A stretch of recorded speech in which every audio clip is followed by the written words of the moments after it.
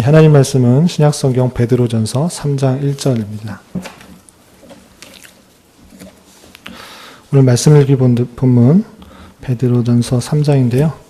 3장은 총 22절까지 되어 있는데요. 다 읽기는 시간이 좀 제한이 되니까 1절부터 7절까지만 함께 봉독합니다.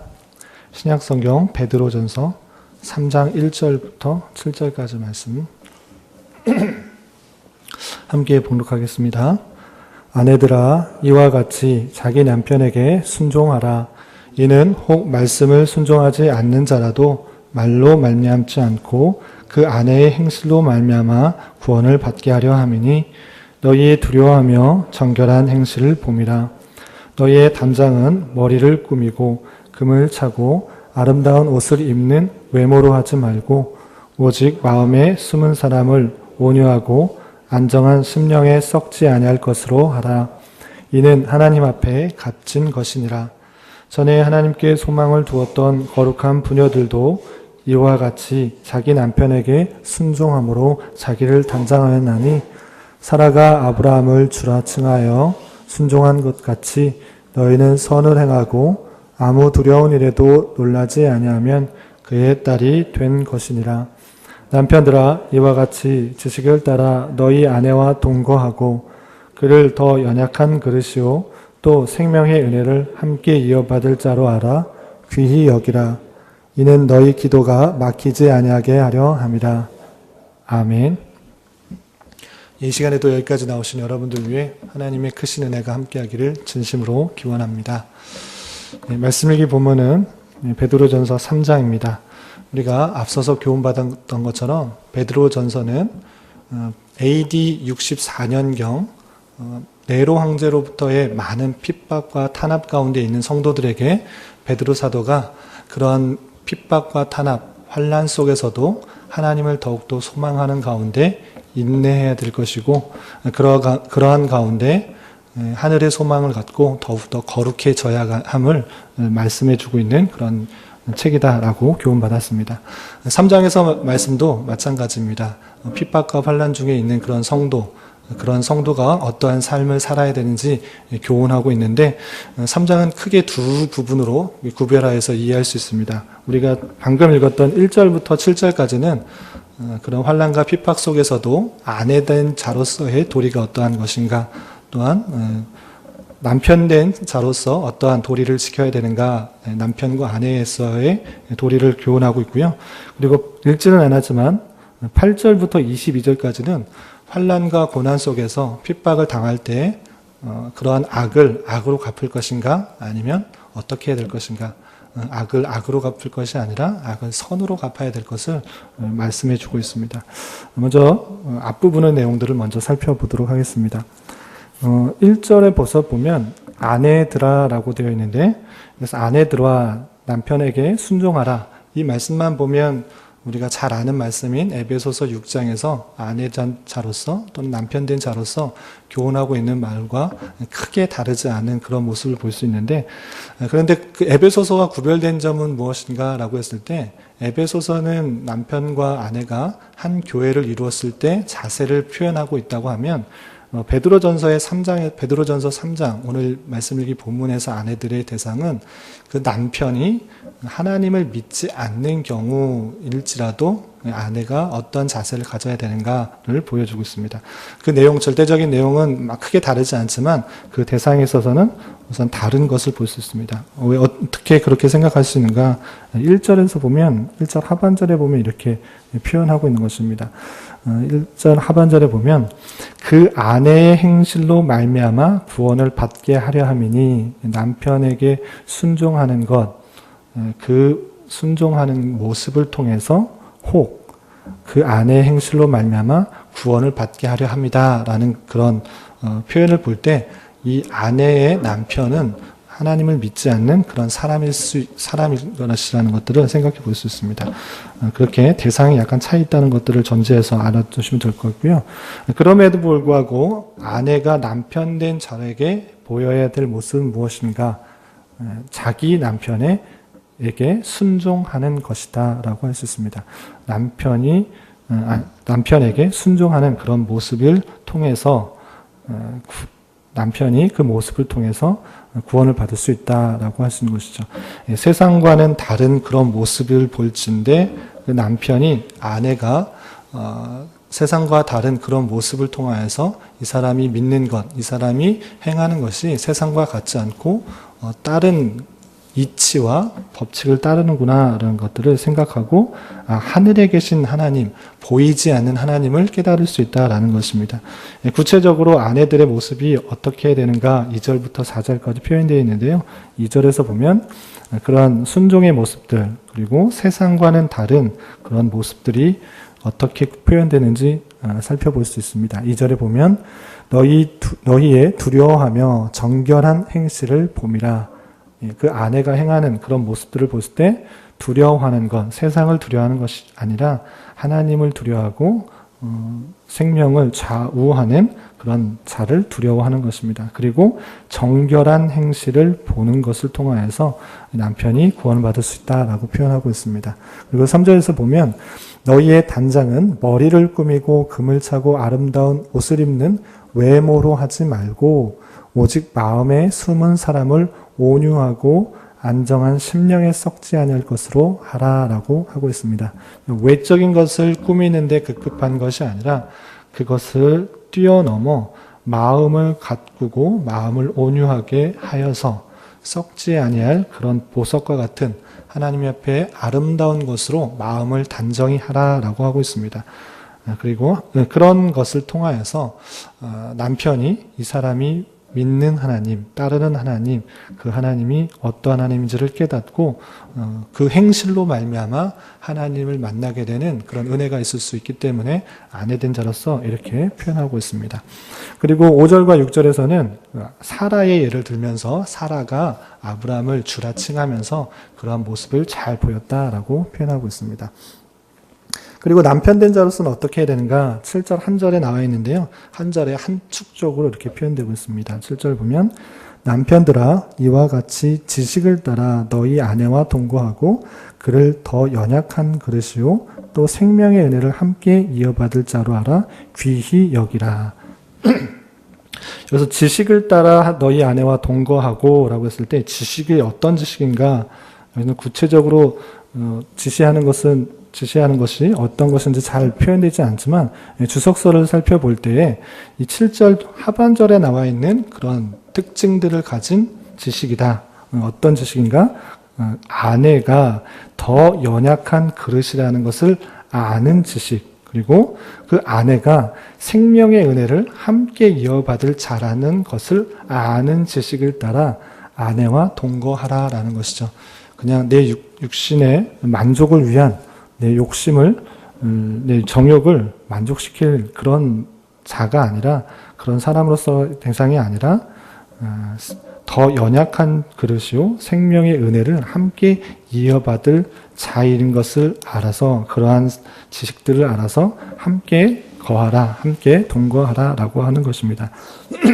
특별히 남편 된 자로서는 그 아내가 더 연약한 그릇이라는 사실들을 잊지 말아야 될 것입니다. 남자와 같이 생각하여서 육체적으로 힘들고 어려운 일들을 감당할 수 있는 것들 감당하지 못할 뿐만 아니라 그 마음속에 또 연약한 것들이 있기 때문에 조심스럽게 다루어야 될 것이고 내 욕심에 따라서 내 만족을 따라서 그걸 대하면 안 될 것이다 생각하여야 될 것이고 생명의 은혜를 함께 이어받을 자라는 것들 알고 유교에서 보여주는 또는 옛날에 사람들에게 여겨졌던 남존 여비, 여자는 좀 무시되는 그러한 것이 아니라 성경에서 표현은 함께 생명의 은혜를 이어받을 자인 것을 알아서 여성을 귀하게 대접할 것을 말하고 있는 것입니다. 그래서 남편 된 자로서는 그 아내를 귀하게 여기고 소중히 다뤄야 될 것이고 그 마음을 잘 헤아려 함께 거하고 함께 동거하라 이렇게 표현하고 있는 것입니다. 그리고 8절부터 22절까지는 아까 말씀드린 것처럼 고난을 당할 때, 핍박을 당할 때 악을 악으로 갚는 것이 아니라 악을 선으로 갚아야 될 것을 표현하고 있습니다. 다 살펴보기는 좀 제한이 되니까 몇 구절만 살펴보면 9절에 이런 표현이 있습니다. 9절 보면 악을 악으로 욕을 욕으로 갚지 말고 도리어 복을 빌라. 이를 위하여 너희가 부르심을 받았으니 이는 복을 이어 받게 하려 함이라. 예, 악을 악으로 갚는 것, 욕을 욕을 갚는 것. 세상 사람들이, 일반적으로 사람들이 취하는 그런 행동입니다. 한 대 맞으면 두 대 때리고 싶고, 또는 내가 받은 고난과 해를 돌려주고 싶은 그런 마음이 있을진데, 그러한 것이 아니라 도리어 그러한 사람에게 복을 빌라라고 교훈하고 있는 것입니다. 14절에서도 이런 표현이 있습니다. 14절. 그러나 의를 위하여 고난을 받으면 복 있는 자니 그들이 두려워하는 것을 두려워하지 말며 근심하지 말고. 15절. 너희 마음에 그리스도를 주로 삼아 거룩하게 하고. 예, 의를 위하여 고난을 받으라. 그것이 복이 있다라고 표현하고 있는 것입니다. 또 17절에 비슷한 표현이 있습니다. 선을 행함으로 고난받는 것이 하나님의 뜻일진데 악을 행함으로 고난받는 것보다 나으니라.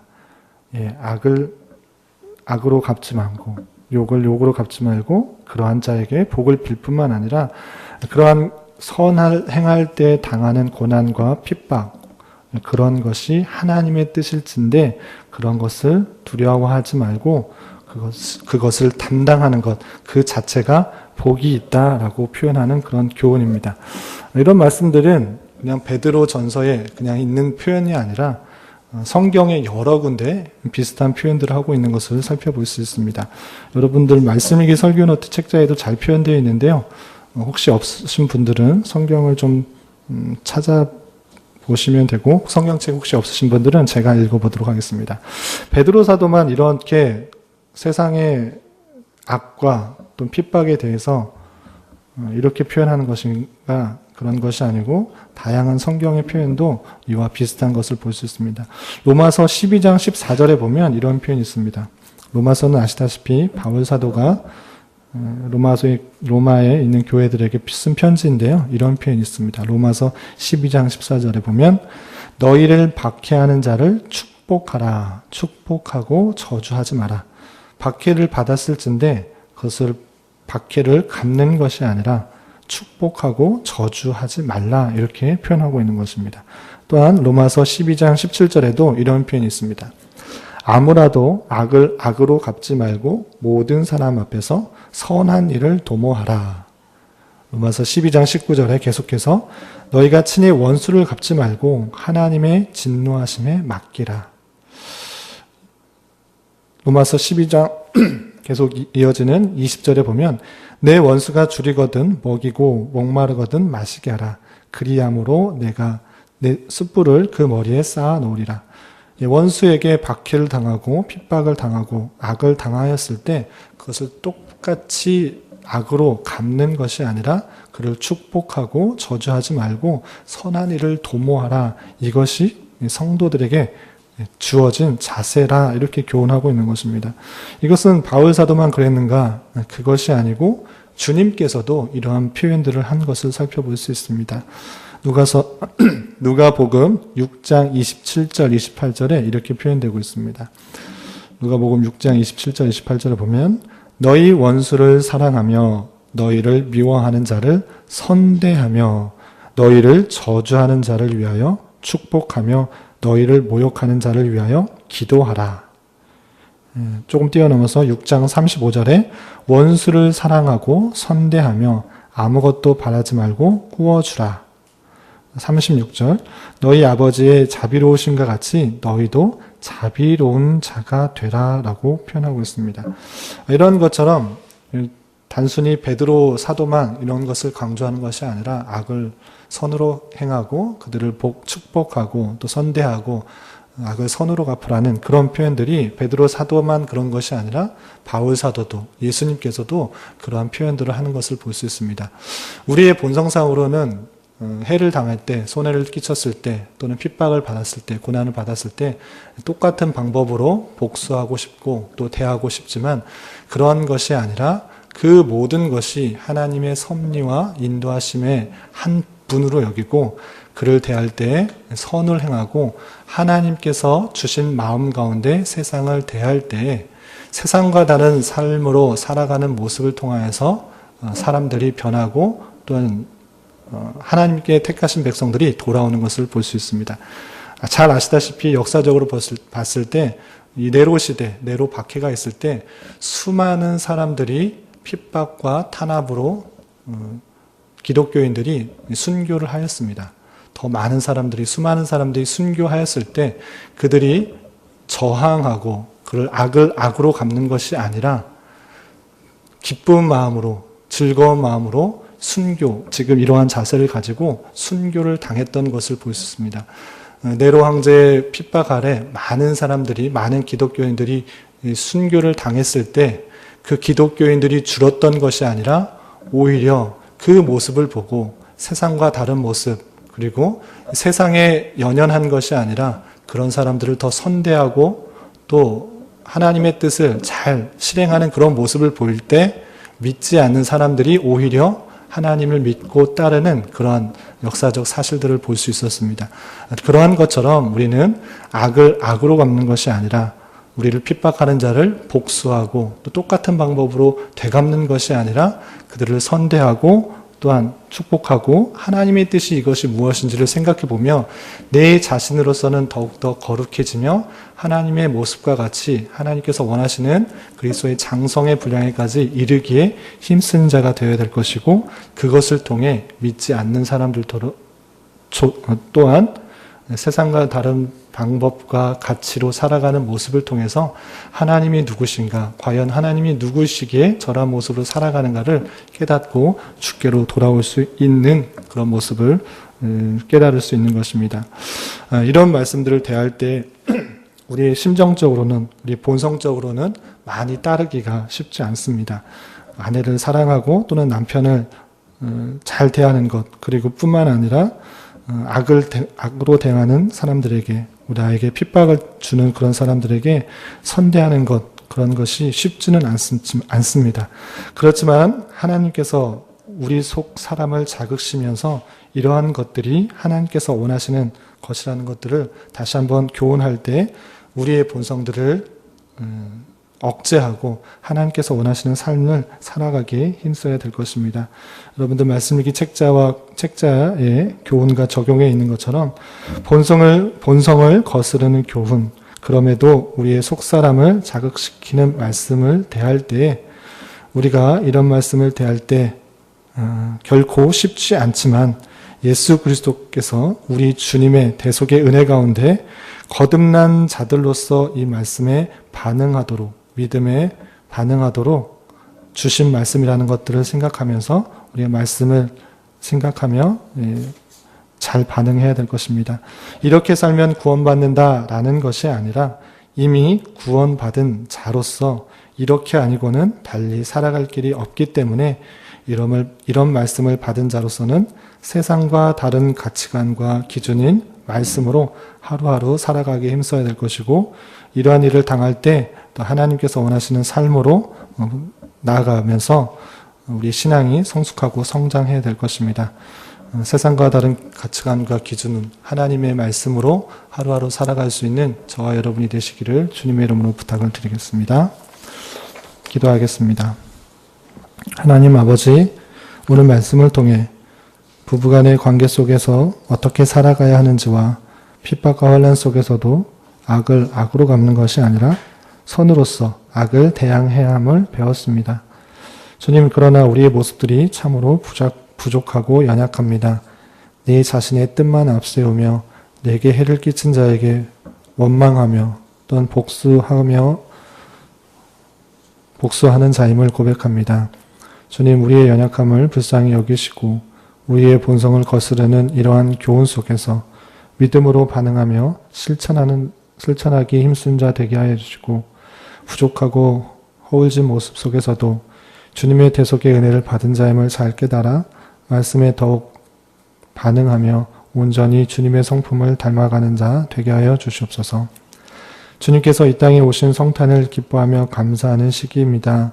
연말연시 다른 것보다 이 사실에 감격하며 지내게 하여 주시고, 낮은 자로 오셔서 우리를 구원하신 주님의 사랑에 깊이 반응하며 어렵고 힘든 이웃을 돌아볼 줄 알며 그 사람들과 함께 나눌 수 있는 우리 모두가 되게 하여 주시옵소서. 담임 목사님 위임 투표와 직원 선출 본투표를 앞두고 온 성도들이 더욱더 한마음이 되며 한마음으로 기도하게 하여 주시고 이 일들을 통하여서 마음 상하거나 실족하는 성도 없이 하나님의 섭리를 인정하며 깨닫는 귀한 기회가 되게 하여 주시고 이 일들을 통하여서 주님의 몸된 교회가 더욱더 든든히 세워져 나가는 은혜가 있게 하여 주시옵소서. 또한 교회당 주변 재건축으로 인하여 변화되는 여러 가지 사항들을 잘 대비하여 성도들이 신앙생활하는 데 불편함이 없을 수 있도록 주님 인도하여 주시고 이를 담당하는 분들에게도 더욱더 큰 은혜와 지혜를 더하여 주시옵소서. 오늘은 주일을 준비하는 한 날입니다. 예배를 준비하는 모든 분들에게 함께하여 주시고 특별히 말씀을 준비하는 교육자들에게 넘치는 주님의 사랑을 잘 깨닫고 그 사랑을 전하기에 부족함이 없도록 인도하여 주시옵소서.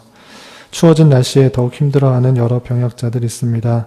주님께서 그들과 함께하여 주시고 그를 위로하여 주시며 평강 가운데 감사의 고백이 늘 넘쳐나도록 인도하여 주시옵소서. 이 시간 각자 간구하는 입술의 고백 위에도 주님의 선한 열매가 있게 하여 주시옵소서. 예수님의 이름으로 기도드리옵나이다. 아멘.